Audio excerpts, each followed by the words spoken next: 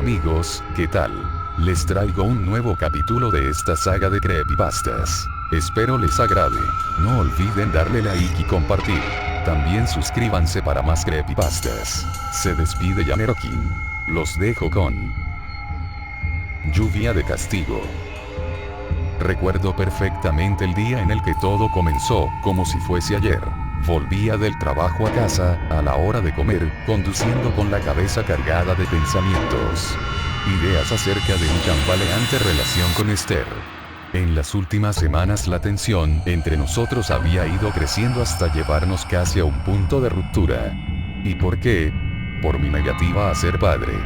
Desde siempre, desde el primer momento de la relación, le dejé claro que jamás traería un hijo, mi ser más querido, a este mundo de mierda.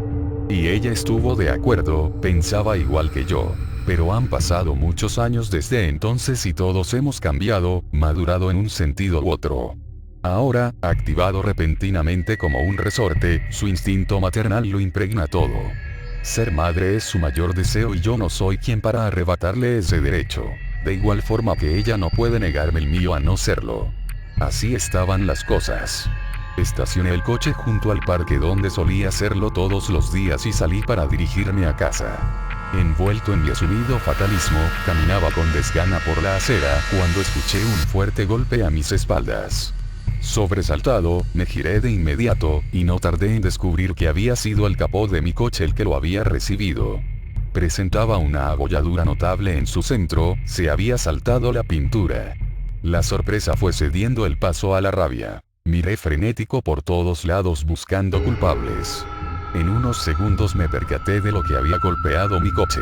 Era un fémur humano, tirado junto a la puerta del conductor. Pestañeé varias veces sin poder creerlo. De verdad era un fémur. Me agaché para poder verlo más de cerca y, cuanto más aproximaba la cara, más evidente resultaba que, en efecto, así era. Amarillento, de aspecto rancio y como corroído solo podía ser lo que parecía. De nuevo miré frenético alrededor, esta vez temiendo por mi propia vida, quien podría haberme lanzado un hueso humano, pero no vi ni escuché a nadie. Tampoco había ningún edificio, ningún sitio de donde lanzar el hueso y esconderse con facilidad. El espacio era demasiado abierto en torno a mí y eso me asustó aún más. Marqué atropelladamente el número de la policía y les conté como pude lo que acababa de ocurrirme. Temí que no me creyesen, que se riesen o mosqueasen conmigo. Pero no. Tras tomarme los datos el agente al otro lado me dijo que estarían ahí en minutos. Así fue.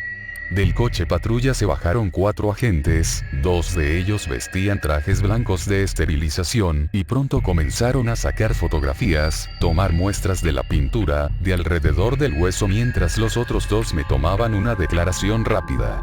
Todo me resultó extremadamente fugaz, casi irreal, supongo que a causa de mi enorme confusión.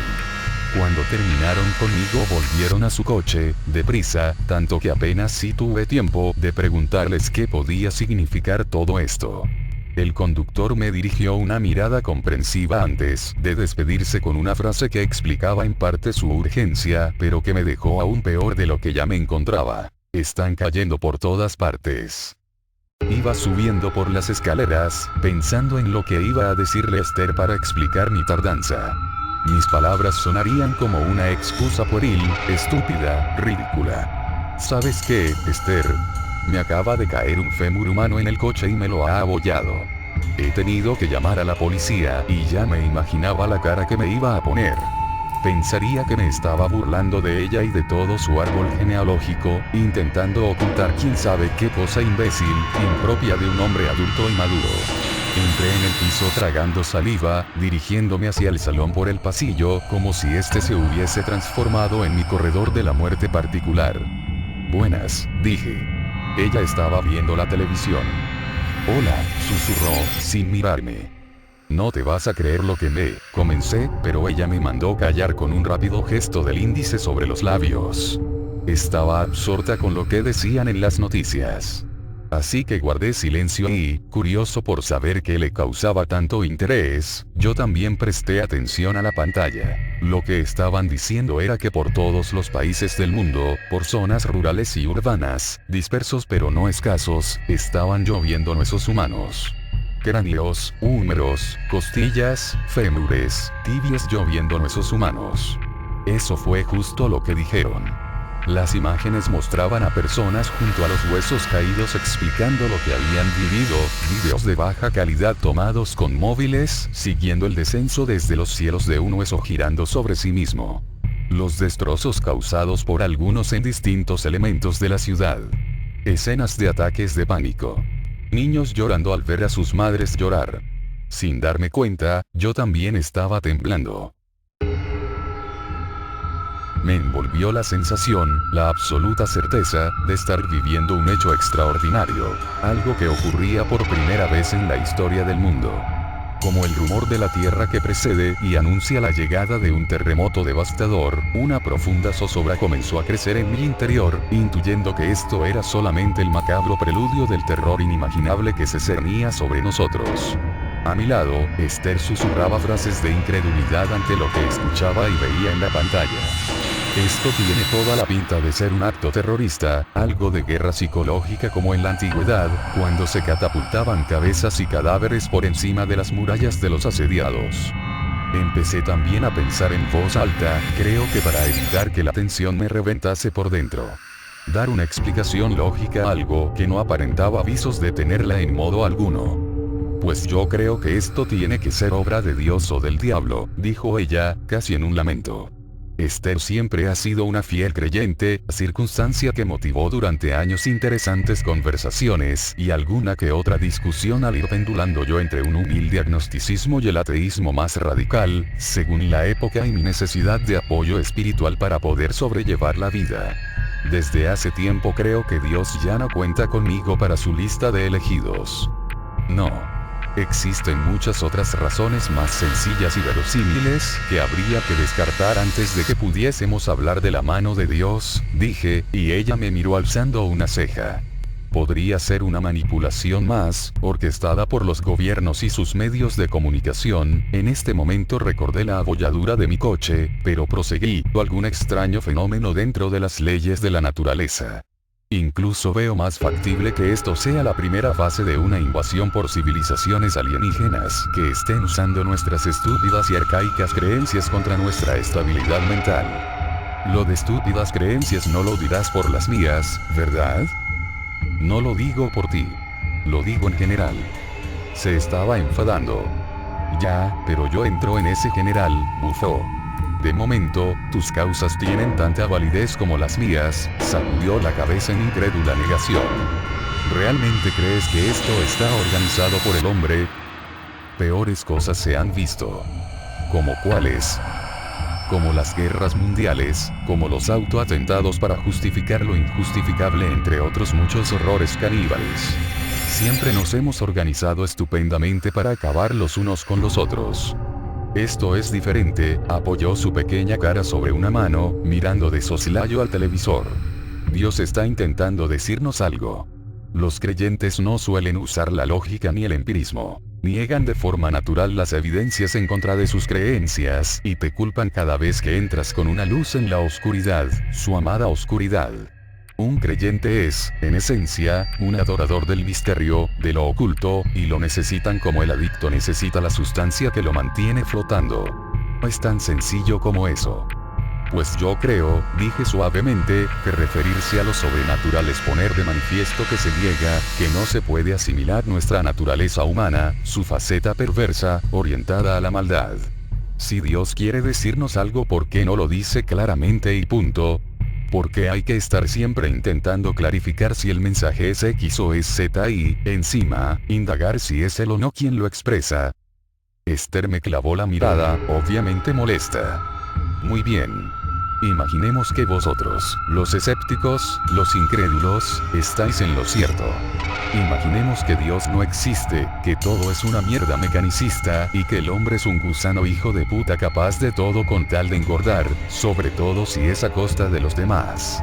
Supongamos que tenéis razón en todo, pero ¿por qué os alegráis de que las cosas sean así? ¿Por qué os consideráis más inteligentes, evolucionados, que los creyentes?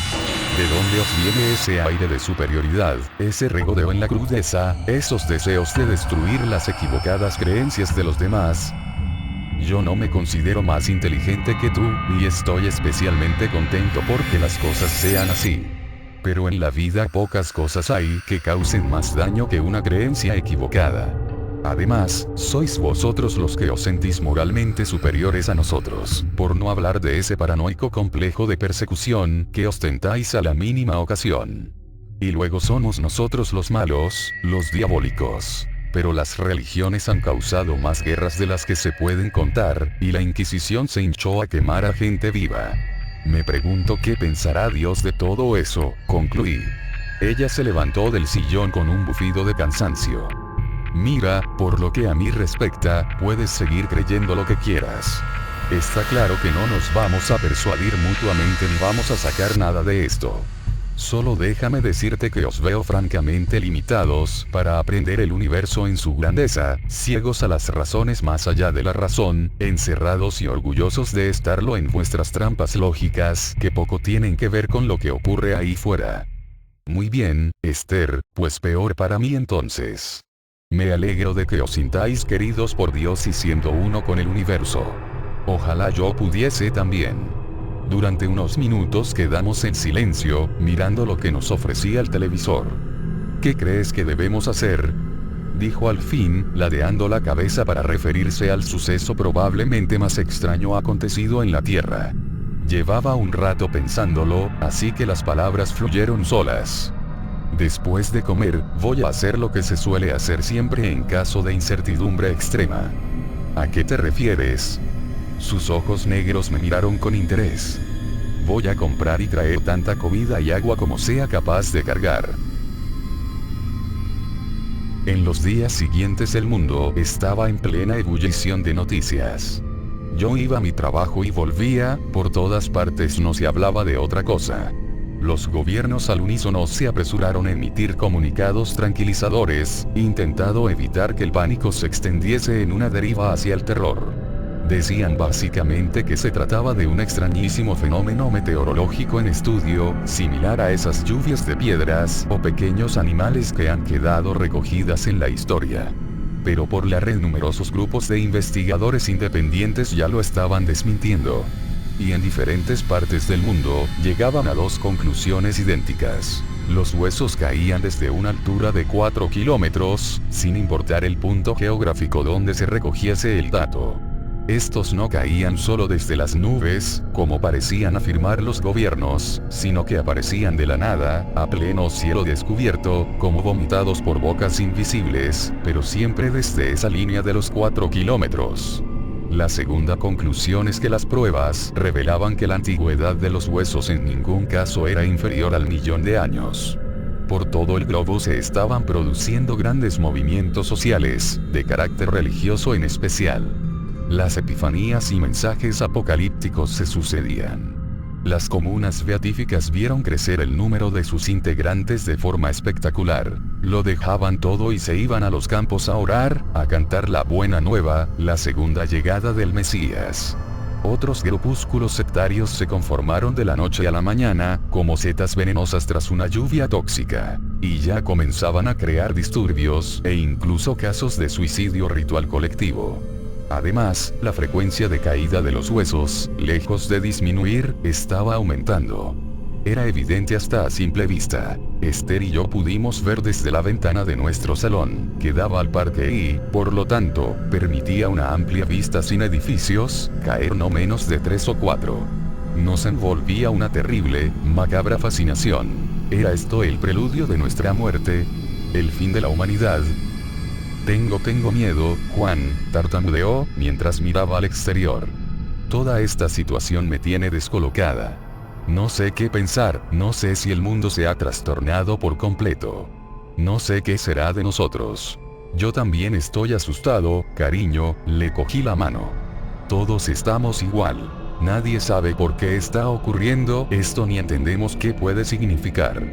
Debemos tener paciencia y esperar a que se resuelva, sea lo que sea. Esther negaba con la cabeza, como resistiéndose a mis bien intencionados pero evidentes intentos de transmitirle tranquilidad.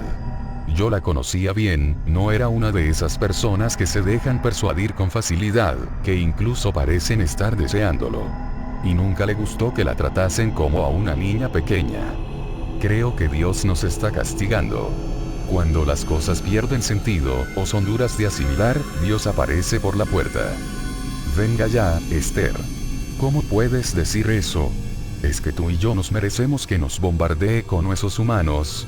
¿Qué hemos hecho tan terrible, que no puedo recordar? Aparte de trabajar como cabrones, pagar impuestos y no saltarnos las leyes, tan malos somos. Y los niños, los enfermos, la gente normal que solo cometen el pecado de querer vivir en paz un día más también se lo merecen. Me crucé de brazos, esperando alguna respuesta racional.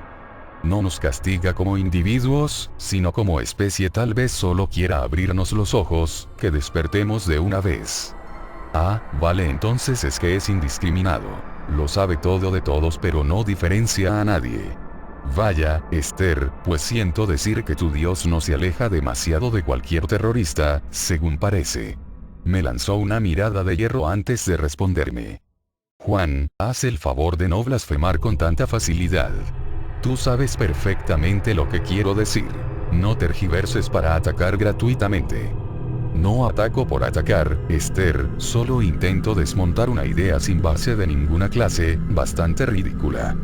Será ridícula para ti, replicó, como un disparo. Además, he notado un cierto respeto en tu voz cuando decías blasfemar. No temas su ira. Pongamos que tienes razón y que él existe, ya nos está castigando. ¿Qué más has de temer? Esther me miró como un niño travieso pillado infraganti. Reconócelo, Juan. Tú no creerías en Dios ni aunque lo vieses aparecer entre las nubes. Te gusta demasiado sentirte intelectualmente superior, blandiendo tu lógica como una espada de palabras. Él está por encima de eso. Él lo creó todo, incluyendo tu obcecado cerebro. Y sus designios son inescrutables, por definición. De acuerdo, cariño. Yo soy un chulo y un pedante, lo acepto. La mayor dificultad para conversar con alguien de creencias muy arraigadas, como tú, es la poca receptividad a escuchar otras teorías alternativas. Por eso, me gustaría que al menos tomases en consideración esas otras ideas. Seguro que te enriquecen, incluso aunque no fuesen ciertas. Yo no soy ninguna fanática, solo te digo lo que sinceramente creo. Se recogió parte de su melena negra tras la oreja. Muy bien, imaginémoslo al contrario. Tú tienes razón y la mano de Dios no está tras lo que está ocurriendo. Dime, ¿qué explicación le encuentras a que lluevan huesos del cielo? Me gustó que quisiera escucharme. Pues verás, comencé, pienso que debemos partir de dos hipótesis para explicar las causas. La primera, interna. Esto está siendo obra del hombre, de los gobiernos. Una manipulación más para dirigirnos como el inmenso rebaño que somos hacia donde les convenga, como con los ataques de falsa bandera y el fenómeno OVNI en el pasado. Seguro que pronto nos meten a todos en campos de concentración blindados, dirán que para nuestra protección, por seguridad, eliminando tantos derechos adquiridos. En el fondo, lo que quieren es sacrificar gran parte de sus cabezas de ganado, pues el rebaño se ha vuelto demasiado grande e incontrolable. Eso suena muy conspiranoico, ¿no? Se sonrió, un tanto burlona. Muy nuevo orden mundial, Illuminatis. Pensaba que tú no creías en esas cosas. Me guiñó un ojo, devolviéndome la pelota de la puerilidad de las creencias. Y realmente no creo en ello a pies juntillas, pero es una probabilidad que está ahí. ¿Por qué habríamos de descartarla? Muchas pruebas son incontestables, y eso no tiene nada que ver con lo que uno cree. Habría que ver también quién presenta esas pruebas, cómo y si no es otra manipulación más, a su vez, añadió Esther. No te diré que no, le reconocí. Pero que los gobiernos nos engañan y manipulan desde que existen es una obviedad fuera de toda discusión. La segunda hipótesis es externa, menos probable para mí que la primera, pero tampoco descartable. La lluvia de huesos puede estar causada por entidades no humanas, de fuera de la Tierra o incluso de otras dimensiones. Esa sí que es buena.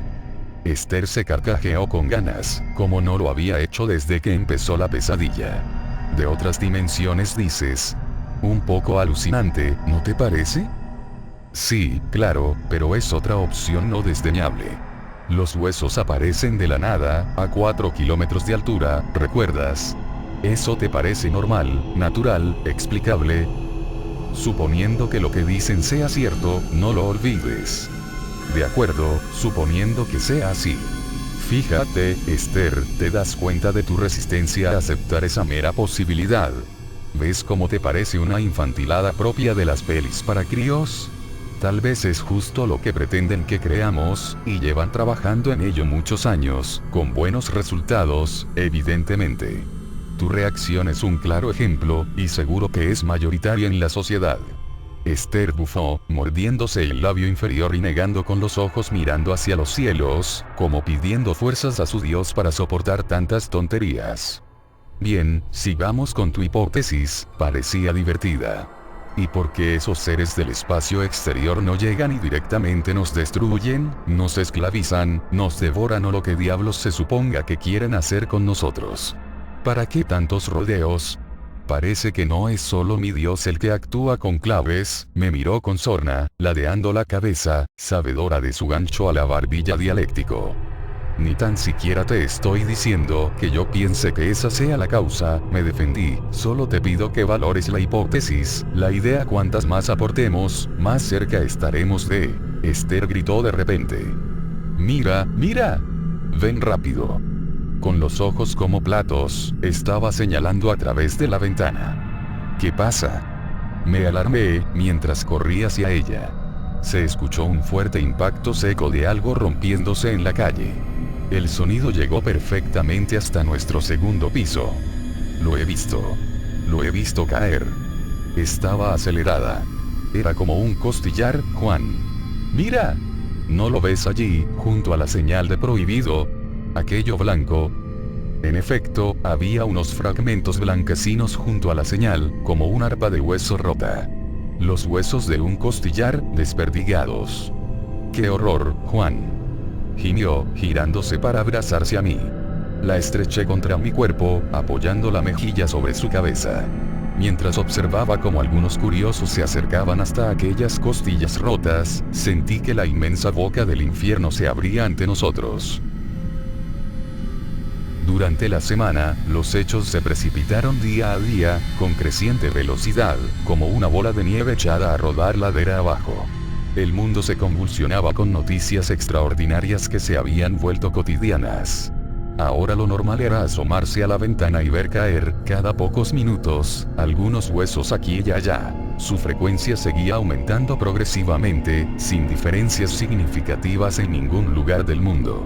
Aunque sí se había detectado un incremento considerable en las grandes zonas urbanas respecto a las más despobladas. Los gobiernos se unieron a la corriente de los investigadores de la red, a su línea de información, como si nunca antes la hubiesen desprestigiado con mil artimañas. Afirmaron que los huesos eran humanos, y que el más reciente de los estudiados, databa de unos 100.000 años atrás. Se habían creado unidades especiales del ejército dedicadas a la recogida de estos restos. En los primeros momentos pudimos verlos clasificándolos en bolsas, escribiendo datos en ellas. Pero ante la magnitud de la tarea y la creciente intensidad de la lluvia, pronto se limitaron a limpiar las calles con la mayor celeridad posible, como si de un cuerpo de barrenderos forenses se tratase. Ya se contaban por centenares los muertos, debido a impactos de hueso a lo largo y ancho del planeta. Desde los medios se recomendaban medidas de protección para salir a la calle, y pronto los cascos y paraguas reforzados fueron una prenda de vestir más. El mundo vibraba, aguantaba la respiración, sobrecogido en un estupefacto estado de shock.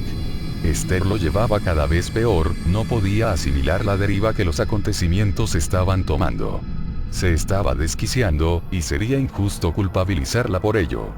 Desde mi opresión, yo intentaba mantener un mínimo de equilibrio y cordura, una pequeña luz de esperanza en que la lluvia cesase de una vez y que el mundo volviese a ser el horror que ya conocíamos, no esta aberrante, nueva pesadilla. Aunque lo cierto es que mis ideas no podían ser más negras y depresivas. Tras la cena, que apenas tocó, Esther volvió a su verborrea neurótica. Se estaba desesperando en la búsqueda de un sentido, en descifrar el mensaje que Dios nos enviaba desde el cielo. Yo empezaba a pensar que, tal vez, no hubiese ningún sentido tras el fenómeno. ¿Te das cuenta? comenzó Esther, mientras recolocaba la mesa.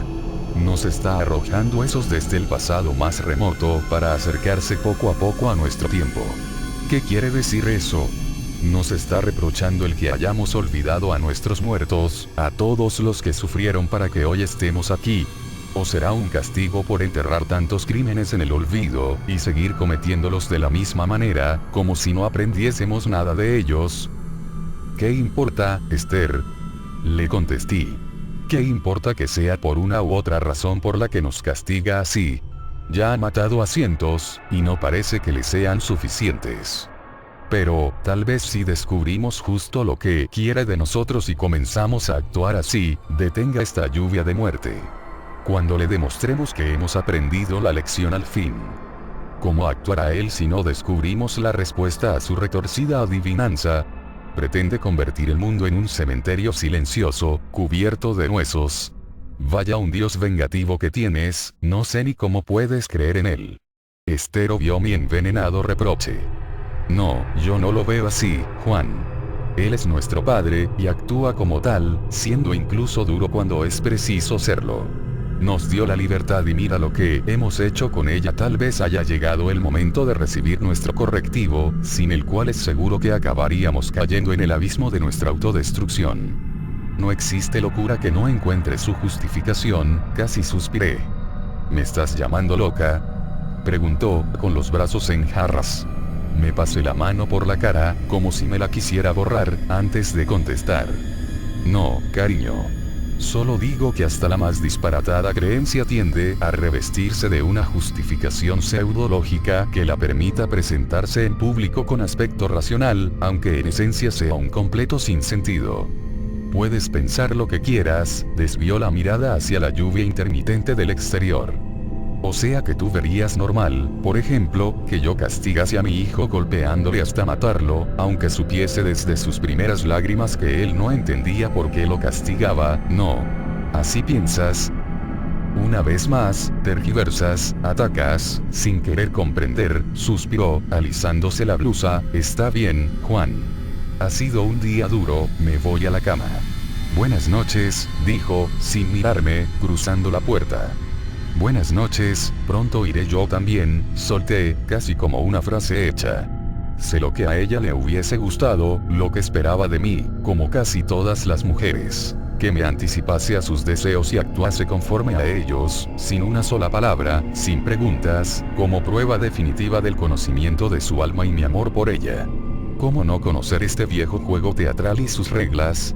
Ella esperaba mi comprensión, un mayor acercamiento a su credo, que rezásemos juntos por el fin de la pesadilla. Dios sería una mujer si existiese, estoy seguro. Lo siento, Esther, nunca tuve vocación de actor, de interpretar un papel en las antípodas de mis ideas y sentimientos. Siento haberte defraudado. A mí también me hubiese gustado que comprendieses la absoluta desolación de quien no tiene dónde agarrarse. Me quedé a oscuras en el salón observando por la ventana el caer de los huesos, recortándose contra las estrellas.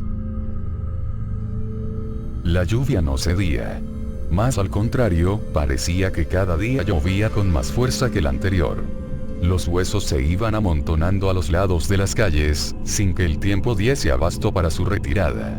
Algunos grupos de voluntarios, los limpiamuertes, se les dio en llamar, intentaban facilitar la labor del ejército, acumulando las osamentas en determinados puntos, como impíos altares levantados en honor a algún dios del Averno. El trauma se extendía como una fiebre, imposible de parar. Estábamos perdiendo lentamente la cabeza, los referentes, los nervios sometidos a esta incertidumbre sobrenatural de visos apocalípticos. El colapso, buscado no por quien estuviese detrás de todo esto, se veía venir. Para colmo, estaban diciendo que los últimos huesos recogidos y estudiados databan de hace unos 2000 años. Y muchos presentaban huellas de violencia, signos de tortura. Esos detalles morbosos vomitaban las pantallas, como si no tuviésemos suficiente mierda encima con todo lo que nos caía sobre las cabezas. ¿Lo ves?, dijo Esther, con sus ojeras cada vez más oscuras, profundas. Dios nos castiga con los restos de nuestros crímenes, para que no olvidemos tanto mal causado. ¿Te das cuenta, Juan? de todos los millones de inocentes muertos por nuestra propia mano, por nuestra locura. La escuchaba, una vez más su beatífica perorata, a la que se agarraba su mente como si allí fuera a encontrar la salvación. Y escuchaba el golpear de los huesos en la calle, ahora constante, sobre los coches, los tejados, sobre cada objeto a la intemperie, como masas orgánicas de lo que una vez fueron personas. Deseé estar muerto, como ellos. Lo confieso. Esther, eso no puede ser, dije, realmente cansado. Aunque nos arroje a todas las víctimas inocentes de la historia encima, simplemente, no puede ser.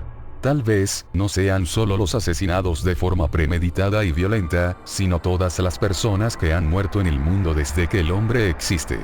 Tal vez esté vaciando los cementerios, las fosas comunes, sacando fuera todo lo que está bajo tierra, mostrando lo que somos en realidad una vez despojados del regalo de la vida, sin parar hasta que nosotros cambiemos.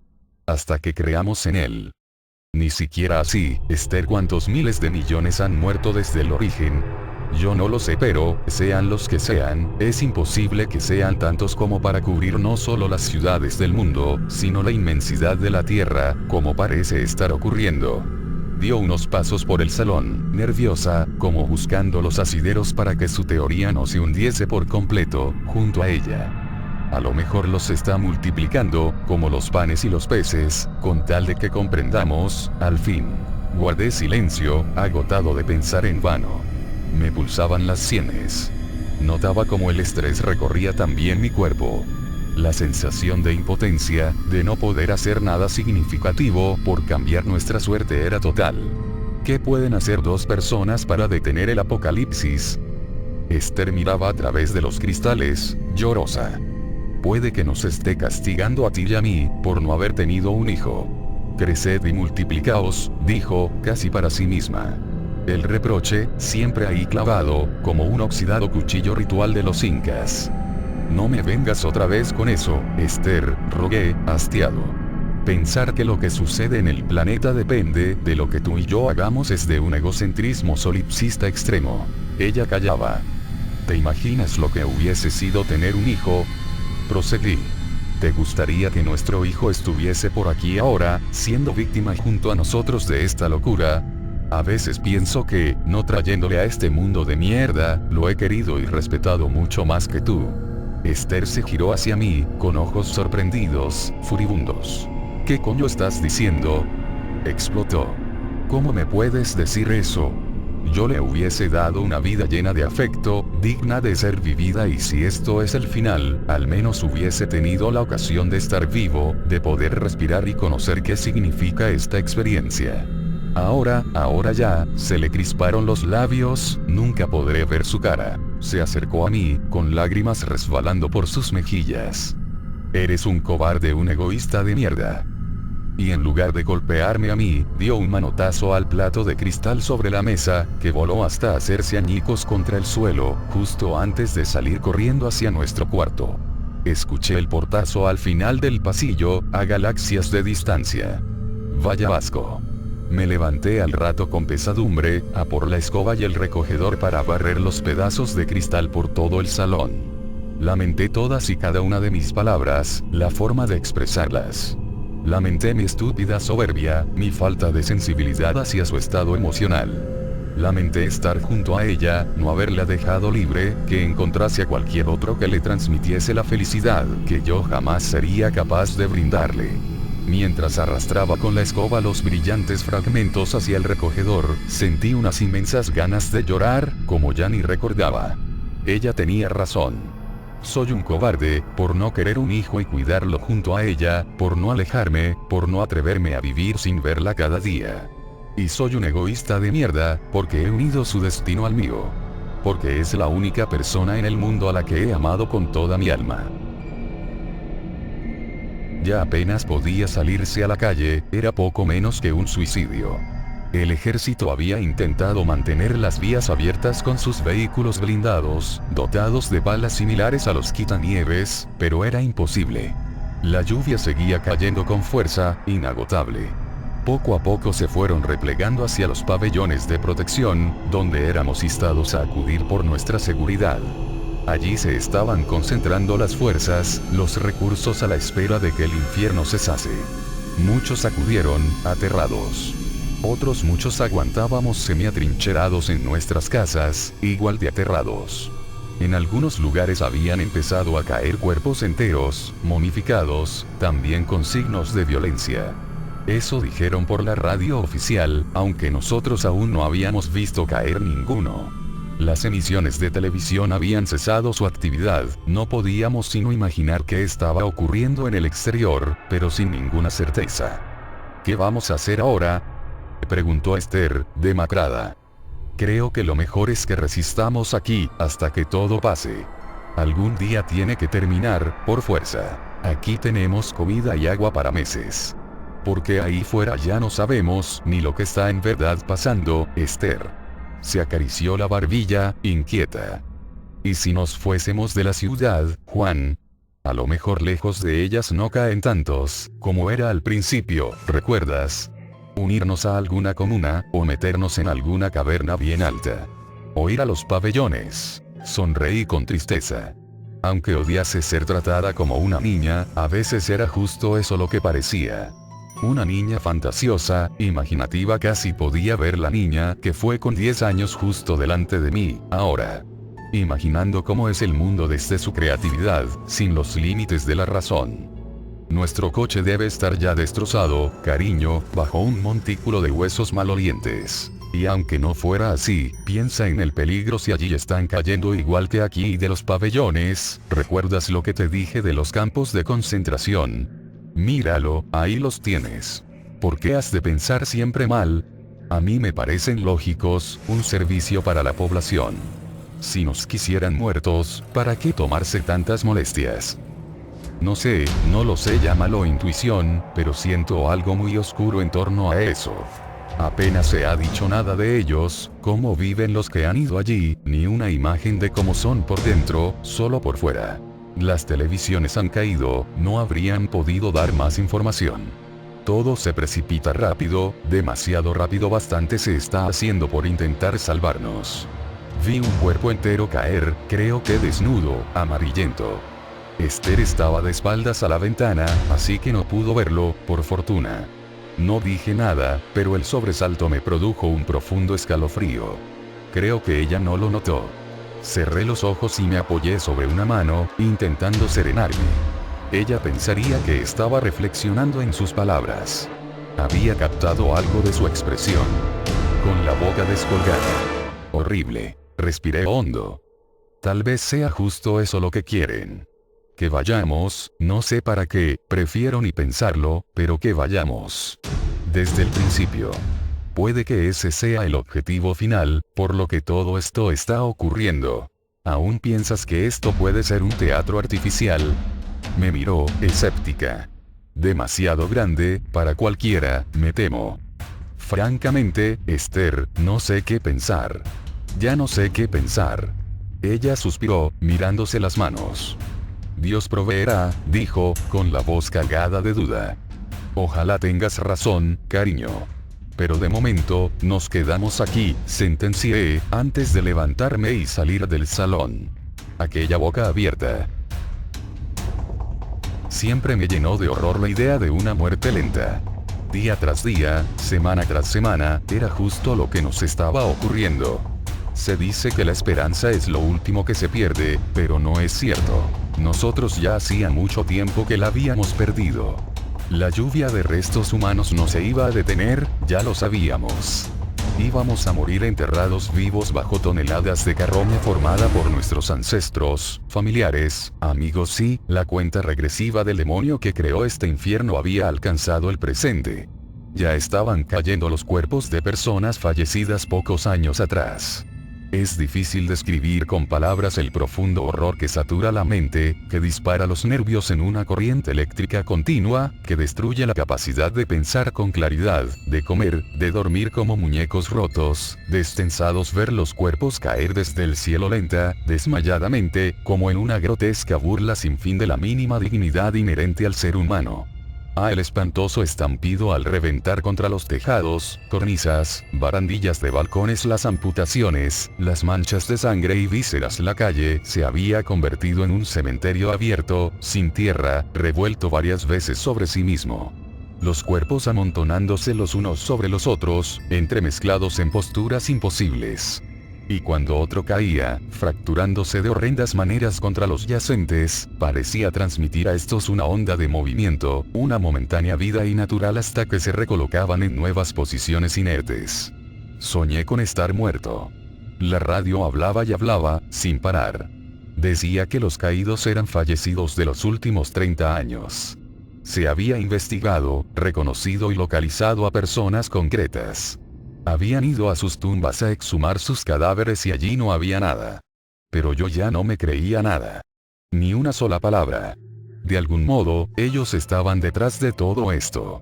O tal vez no, y Esther había tenido siempre razón. Tal vez debía hacerle caso desde el principio. Tener un hijo, rezar a Dios, alejarnos de la ciudad. Ahora ya nada de eso era posible. Mi querida Esther, quebrada, hundida por completo. Ya no se levantaba de la cama. No podía, no quería como saberlo. Ya no comía nada, y lo poco que conseguía meterle en la boca, a la fuerza, lo echaba al poco rato. Intentaba hidratarla, pero la mayor parte del líquido se le derramaba por las comisuras de los labios. Su rendición era absoluta. Lo había intentado todo.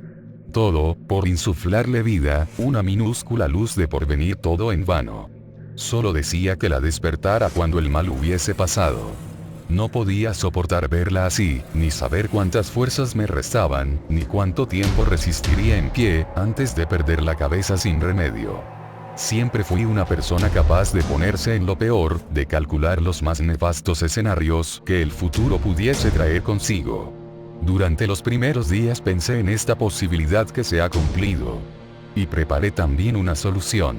Me informé a conciencia, compré los medicamentos, las jeringuillas, apunté las mezclas, las dosis, deseando, rezando al Dios de Esther por no tener que emplearla jamás, pero guardándola en un lugar seguro. Temblaba de solo pensar que ese momento pudiese alcanzarnos, ese momento que ya casi estaba aquí. Imaginé cuáles debieron ser sus pensamientos justo antes de caer en este pozo. Imaginé su frustración ante la indiferencia, el desprecio que Dios hacía de sus oraciones, sus sentimientos, su fe. Imaginé cómo este desaparecía de su mundo interior, persuadida de que siempre había estado equivocada, quedando en su lugar la devastación del vacío, de la existencia materialista, absurda, sin sentido, o tal vez fuese justo lo contrario. Su fe era tan fuerte que su cerrazón significaba la entrega absoluta a Dios, el deseo imparable de unirse a Él.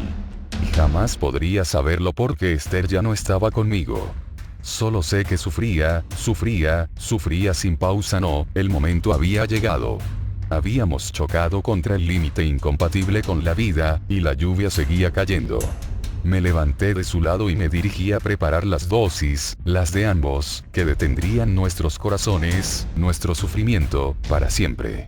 Y mientras mezclaba aquellas sustancias en la cocina, recé con todas mis fuerzas a Dios para que dirigiese mi mano con firmeza. Para que nos liberase a los dos del infierno en la tierra. Ya no sufre. Ella ya no sufre. El martillo golpeaba sobre la cabeza del clavo. Esther ya descansa en paz, libre del dolor, libre de toda esta mierda, para siempre. Con el dorso de la mano me secaba las lágrimas. Y seguía golpeando. Es lo que ella hubiese querido. Para mí también. Ahora está con su Dios. Otro más. La segunda balda quedó clavada al marco de la puerta de nuestro dormitorio. Que ya nunca más lo sería, que ahora era el mausoleo para el cuerpo de Esther. Descargué con fuerza, rabioso, que la intensidad de los golpes igualase a la de los que llegaban de fuera. Pronto estaremos juntos de nuevo, Esther, como siempre, para siempre. Las 4 baldas quedaron firmemente sujetas, bloqueando la puerta. Ya no podría abrirla por más que quisiera, por más que la tentación me volviese loco por completo. Todas las noches, hasta que me alcanzase el final, vendría aquí, a arrodillarme frente a las baldas para rezar al Dios de Esther. a suplicar con todo mi ser para que su voluntad protegiese su alma del infierno que nos engullía, para que su cuerpo no formara parte de la lluvia de castigo. Ya no podía comer nada sin vomitar. Mi estómago se había cerrado. A duras penas podía beber y respirar el aire infecto, e intentaba moverme lo menos posible para no agotarme aún más. Estaba entrando en agonía, lo notaba en la propia sangre, como el fin corría hacia mí, un animal salvaje e impío. En la mesa del salón, la jeringuilla vacía de Esther descansaba junto a la mía, llena del líquido incoloro hasta arriba. Estaba apurando mis últimas horas de vida, lo sabía con rotundidad, resistiéndome con vano sufrimiento al abrazo de la muerte, como queriendo ser el orgulloso último testigo del apocalipsis contra la humanidad. La radio seguía hablando y hablando sin parar. Cambiaban los locutores, pero no la aberración, la locura inherente en sus mensajes. Era tan increíble, dislocador e inhumano lo que decían, que mi mente no lo podía asimilar de ninguna manera, como si se tratase de un idioma extranjero. No podía creer que seres humanos estuviesen diciendo todo aquello sin desmayarse o vomitar. Así que la rabia me dio las fuerzas que me faltaban para agarrar la pequeña radio y dirigirme con ella hacia la puerta del balcón. A través del cristal vi la llanura sinuosa de cuerpos, que pronto alcanzaría nuestra altura. Los negros hilachos de moscas que los sobrevolaban sin poder parar, como un humo furioso y vivo. Respiré profundamente 2 veces antes de contener la respiración y abrir de golpe la puerta. A pesar de ello noté el hedor insufrible, intentando penetrar en mis fosas nasales al tiempo que en mis oídos estallaba el colosal zumbido de las moscas, como una gigantesca radial orgánica, y el chocar húmedo de los cráneos, las quebraduras, los impactos secos. Lancé con todas mis fuerzas el aparato de radio, que fue engullido por la lluvia en un instante. Rápidamente, me apresuré a cerrar la puerta, pero por el rabillo del ojo algo en el balcón me llamó la atención. Miré y vi el cuerpo de un chico, de unos 7 años, sentado en una postura rota, apoyando la cabeza contra uno de los muretes del balcón. No sé por qué, las cuencas aparecían como horadadas en la carne. Sé que no podía verme, pero me miraba, eso lo sabía, como en una iluminación de certeza. Del cráneo abierto colgaba masa encefálica como un parche carnoso de pirata, al que se le hubiese cortado la goma. Me sonreía. El niño, con sus labios muertos, destensados, me sonreía. Aquellos cuerpos maltratados, a los que se había negado el descanso de la tumba, aquellas caras lívidas, torturadas tras la muerte, empezaban a amontonarse tras la ventana del salón. Yo me sentía ya como ellos, desfallecido, con el organismo a punto de colapsar. Sabía que, en cuanto me tumbase, no podría volver a levantarme jamás. Pero estaba contento. Contento, sí. Porque de entre mis delirios y alucinaciones conseguí arrancar una solución para Esther y para mí. La forma de que nuestros cuerpos no fueran 2 gotas más en la lluvia de castigo. Recé para que mis últimas fuerzas resultasen suficientes para culminar mi labor. Tomé una pila, un pequeño montón de los cientos de libros desperdigados por el suelo, acumulados durante décadas por todas las estanterías de la casa, y me dirigí hacia la puerta de nuestra habitación, donde el fuego debía arder más voraz. Ojalá todavía sigas allí, Esther. Perdóname por ser incapaz de comprobarlo. Perdóname por haber tardado tanto en encontrar una solución. Espero que aún no sea demasiado tarde. Empecé a arrancar las páginas a puñados y a meterlas bajo la puerta, acumulándolas contra ella cuando ya no pude meter más. Apenas terminé con los libros fui a por más. Y más miles de páginas leídas, compartidas y comentadas con Esther, ahora nos brindaban un último servicio, un acto de amor, como el abrazo de un viejo amigo antes de despedirse para siempre. Cuando amontoné un buen cúmulo de ellas frente a la puerta, que estimé suficiente, comencé a retroceder por el pasillo, agotado, dejándolo alfombrado de páginas y más páginas. Así seguí, cada vez más despacio. Pero seguí, durante horas, esparciendo el alma de los árboles vestida con las ideas de los hombres, por toda la casa. Y mientras lo hacía tenía que enjugarme las lágrimas, que en otro tiempo hubiesen sido de dolor, pero que ahora eran de puro agradecimiento. Después fui a por el bote de alcohol del cuarto de baño. Comencé a mojar el montón de hojas frente a la puerta de Esther. Se terminó pronto, así que me dirigí a la cocina a por una de las garrafas de aceite que nos quedaban, y proseguí empapándolo todo, en zigzag por los pasillos y habitaciones. El piso debía convertirse en un inmenso horno y, tal como lo había dejado, no dudé en que así sería. Al final, reservé algo de aceite para embadurnarme la ropa con ella. Calculé que me daría tiempo, que cuando el fuego alcanzase el salón, la dosis ya me habría matado. Eso esperaba. Ahora, mi momento había llegado. Siempre imaginé que no podría dar ese paso en el instante de la verdad, que la emoción se impondría a la sangre fría, que mi mano flaquearía al ir a empujar el émbolo, rindiéndose. Pero no fue así cuando inyecté a Esther. Nada de eso ocurrió. Porque lo que no podía imaginar entonces es que la vida pudiese quedar reducida a un sufrimiento tan atroz, tanto como para convertir a la muerte en la solución más deseable. Sonreí al pensar que, en unos minutos, terminaría todo. Me agaché a coger una página aceitosa y saqué mi mechero del bolsillo. Hice una bola con ella y le prendí fuego, lanzándola lejos de mí. La llamarada brotó como un surtidor del suelo, y se expandió en una sábana de gas anaranjado. Entré en el salón y cerré la puerta. Daría tiempo a la dosis. Al girarme, me sobresalté ante la visión. La mano se me aferró al pecho, como si el corazón hubiese querido devorarse a sí mismo. Porque la masa de cuerpos que se comprimía fuera contra los cristales se movía. Los ojos muertos miraban, las manos, las caras se arrastraban por la superficie transparente con sus muecas grotescas. Se estaban riendo algunas, sufriendo bajo el peso otras. Vi abdómenes, piernas, brazos retorciéndose, cambiando de posición dentro de la aplastada ola de carroña. Habían cobrado vida, o algo colosal estaba buceando por el mar de carne, generando estas ondas que transmitían la apariencia de vida a los muertos. El olor a humo me sacó del trance. Concentré mi pensamiento en los pequeños pasos a seguir, tal y como los había memorizado y ensayado mentalmente docenas de veces. Tal como los practiqué con Esther. Me senté en el sofá y me arremangué el brazo izquierdo. Intenté no escuchar el rumor amortiguado que llegaba de fuera. Era el de siempre, pero traía algo más. Palabras sueltas, frases cortas estaban hablando. Estaban tratando de decirme algo. Pero no los miré. No me importaba lo que fuera. Pasos, los pasos. Cogí la jeringuilla, estaba vacía. Me había equivocado, cogiéndola de Esther. Entendí. Una de las palabras, había sido una palabra. Yo interpreté un ruido. Da igual, fuera de mi mente. Con mano temblorosa agarré mi jeringuilla, le quité el capuchón. Alguien ha gritado en el pasillo. Compruebo el líquido cristalino. Dejo la jeringuilla sobre la mesa y me busco la vena con los dedos. Otra palabra. Esa sí lo era, ¿verdad? Ahora no puedo fallar. Recojo la jeringuilla y acerco la aguja a la vena. La punta tiembla. Respiro hondo. Huele a humo, a putrefacción. Clavo la aguja. Aprieto el émbolo con el pulgar. Siento el fino, agudísimo dolor del líquido entrando. Ya está Esther, cariño, ya está. Escucho un extraño sonido. Aprieto fuerte los párpados.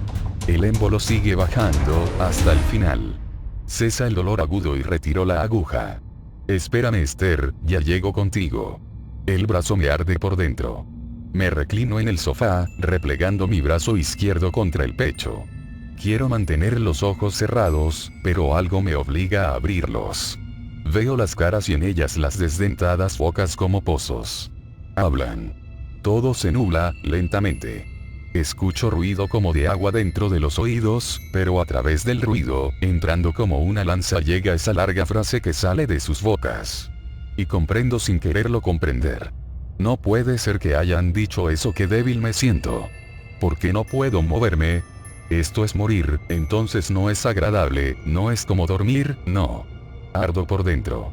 Me hundo en mí mismo.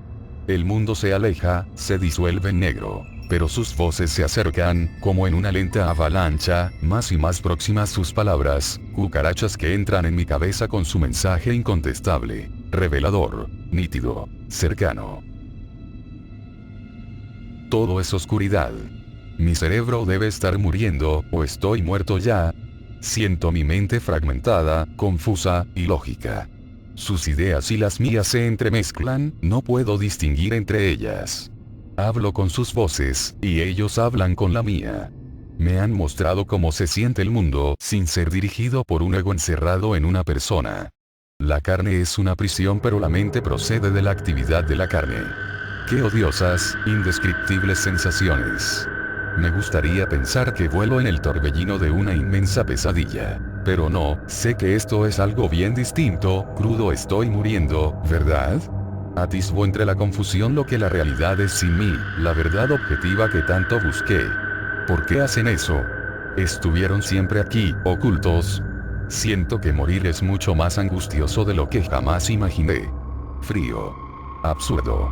Tanta soledad, me estoy disolviendo y no hay nada ni nadie humano conmigo en este último segundo tan importante. Tan importante, suplico porque Dios esté también ahí y me esté escuchando. ¿Por qué les sacan eso del cuerpo? ¿O se lo están introduciendo? ¿Qué es todo aquello, Dios santo? Dejadlo en paz. Dejadlos en paz ahora. Oh Dios, si estás ahí, por favor apiádate de mí. No les permitas eso no es posible en tu reino.